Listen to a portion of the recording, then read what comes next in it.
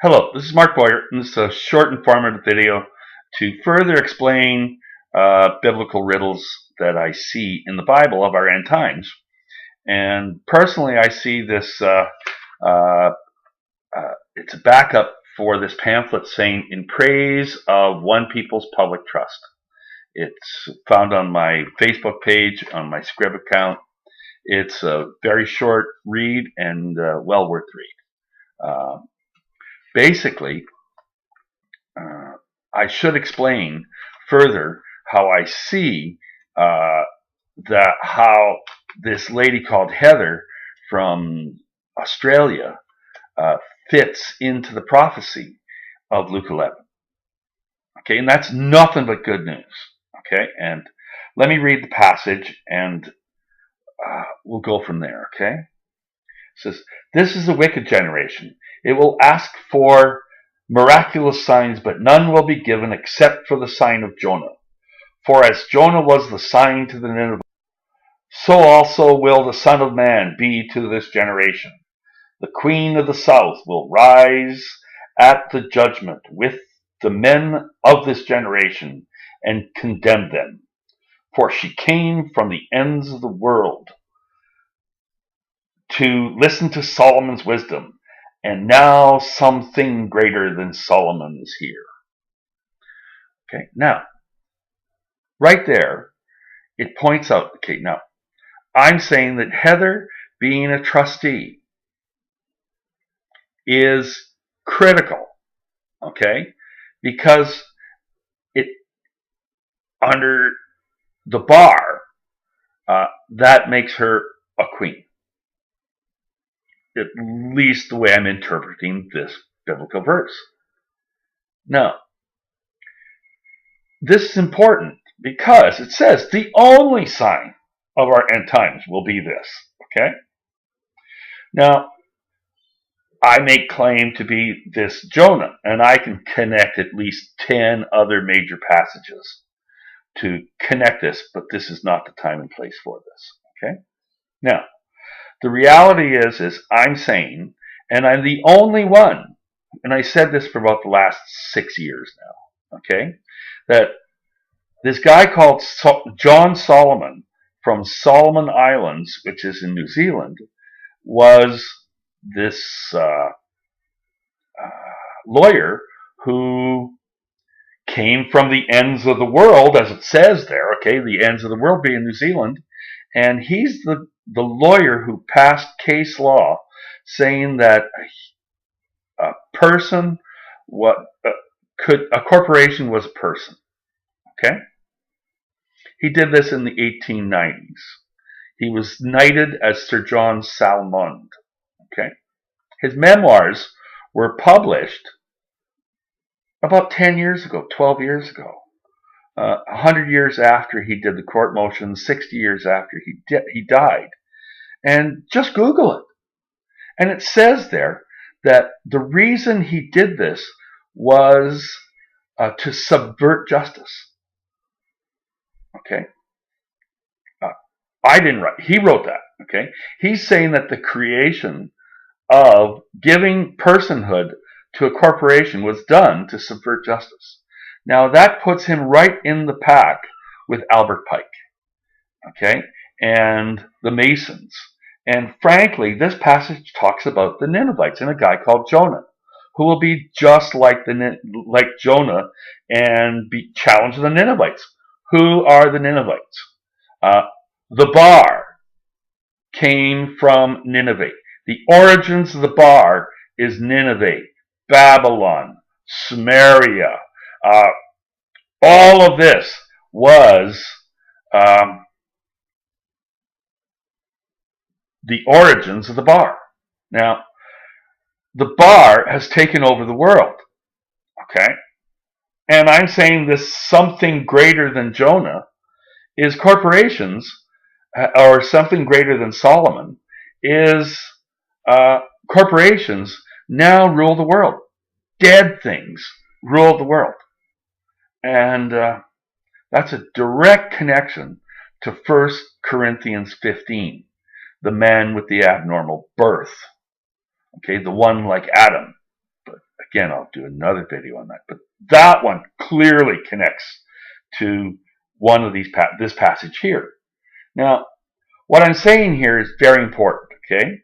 Is that if you listen to Heather's interview, which is posted on my wall, I know she's done more than one, she points out that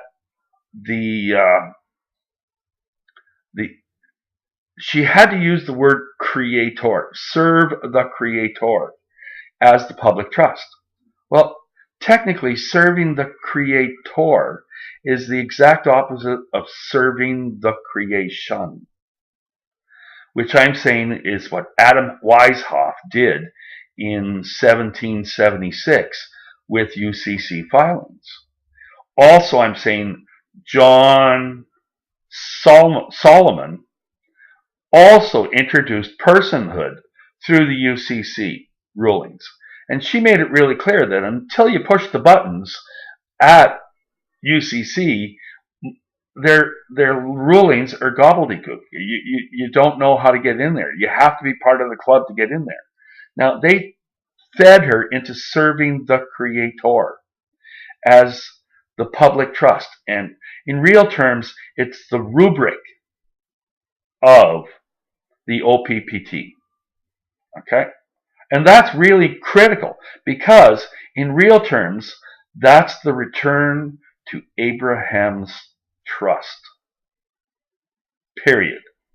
Okay?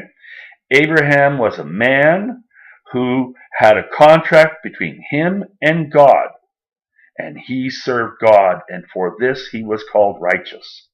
Okay? Now, what's really critical here is that's the foundation for the OPPT. And it's lawyers and judges in really high places who egg this on. Okay? Who are pushing buttons in the background. Now, I'm saying that fundamental change to everything, how it's run, can happen extremely smoothly if the bar, changed their oath back in 1993 in Canada. That I have written proof of. But I'm sure it happened everywhere else in the Commonwealth as well. Now, the bar needs to go into a room. They changed their oath last time without being asked, without approval of anybody. So all they have to do is go in a room and pass it again. Now, in Canada, the oath to the bar says that all lawyers, judges, politicians, and lawyers, the bar, have to swear to serve the sovereign's interests or the Queen's interests. Okay? They're sworn. They take an oath to uphold the fraud that is the banking system. Period. They actually take an oath. They don't serve we the people. No. They swear to serve the sovereign's interest. And, instead of swearing to the Queen, to serve the Queen, swear to serve the Creator. It's so fundamental, it's ridiculous. Okay? Now, this would fulfill this good news line. Okay? Because it says here, the Queen of the South will rise in judgment with the men of this generation. Okay? And condemn them. Now, that's critical. This is the route to good first fruit. The Law Society and those in authority can simply change their oath from serving the Queen to serving the Creator. And everything would change. Period. End of story, chapter and verse, okay? We would become a civil society. And as she expresses in there, the biggest thing it would do, it would expose the fraud of the monetary system. Okay? I personally found through the Commonwealth through warehouse receipts act.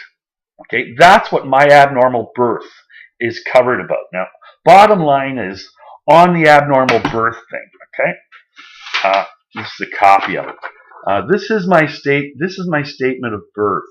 Okay, now it's defaced. Okay, I don't have a birth certificate. Period. I don't have one. It was never given to me, okay? And actually, my father told me very clearly, if you can avoid it, don't get one, because he didn't get one. At the end of World War II, he was an officer during World War II. And at the end of the war, he signed off as a free man on the land. Not being, as an officer, he was allowed to do this. Regular enlisted men didn't. Because a commissioned officer could. Signed himself off as a free man in the land, and his descendants were not responsible for the war debt. Now, all taxes and all of these things come from being responsible for the war debt. Okay, now, my father deliberately signed off on that. And way back in 1989, or 88, at the end of 88, I filed to get a passport, and on the application it said, do you want a birth certificate? And I said no. Now, they asked why. And I said, because my dad was an officer in World War II, and he told me if I didn't have to, don't, because I am not $1 million baby, class warehouse receipt, and I am not in the registry of the Queen, and that's important. And they went, thank you very much. And 2 weeks later came my passport and this statement of birth. Now, had I had a birth certificate, which is what they said, I don't have one. Okay. Now, a birth certificate is title of ownership. Okay. The Crown has no title of ownership over me. Period. In other words, in law, they cannot they can drag me into their courts. But once I enter into their gates, especially when they're on notice of this, which I do all the time, they must administer laws, rules, and regulations of the law of the land, not maritime jurisdiction. Okay, because I'm not part of the war debt. My dad gave me exception to that. Okay, now, I don't abnormal. See, born in 1951 on the winter solstice. Okay, landed here on January 7th, 1952, and this man's signature here verifies that my number directly behind it is directly under his thumb. Okay, and I really do have a birth number of 000665, and it's in black. And I know the number of the beast is 666. And I had charges dropped when I brought up my birth history, and I came to the judge and said, you know, my birth number is 665, and I really am nothing but a liability to the Queen. Do you really want to meet the one after me? And the judge said no, and they threw out the case. Well, actually, they stayed the case. And 1 year later, I went crawling for that file, and they wouldn't give it to me. Because after a year, they either have to file, but that goes back to something that's really important, okay? As a sidebar. For the last 6-7 years, I keep toting specific biblical passages, walk into courtrooms, and tell them that this is what I'm doing. Okay? And I don't think anyone has ever done that strategy in court. It's highly unusual, okay?